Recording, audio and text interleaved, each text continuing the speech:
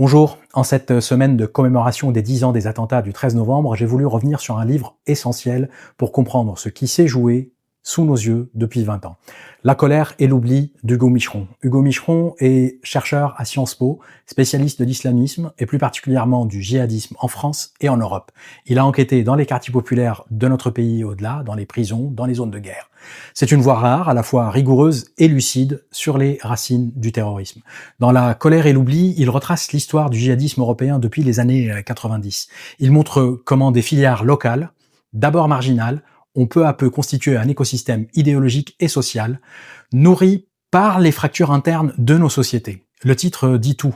La colère d'une partie de la jeunesse en quête de sens et l'oubli des sociétés qui n'ont pas voulu voir cette radicalisation se déployer sous leurs yeux. Relire Micheron aujourd'hui, c'est rappeler que le djihadisme n'est plus un phénomène extérieur. Il s'enracine dans notre pays, sur le continent européen, sur notre territoire, porté par des acteurs locaux, des réseaux numériques et une idéologie salafiste qui se présente comme un contre-modèle à nos sociétés démocratiques.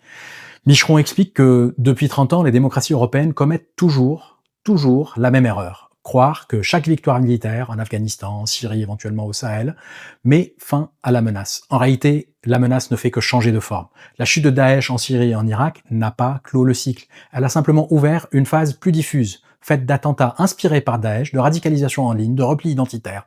Pour y faire face, Micheron insiste, il faut renforcer la sécurité, évidemment, mais ça ne suffit pas. Il faut aussi agir sur l'éducation, sur la cohésion sociale, sur la vitalité citoyenne et surtout comprendre la menace avant qu'elle ne frappe. Je terminerai par cette vidéo par cette phrase qui est issue de la conclusion, qui résonne plus que jamais. Les démocraties européennes savent réagir quand la menace est bien comprise. Encore faut-il qu'elle le soit. Par-delà la colère et l'oubli, nous écrit Micheron.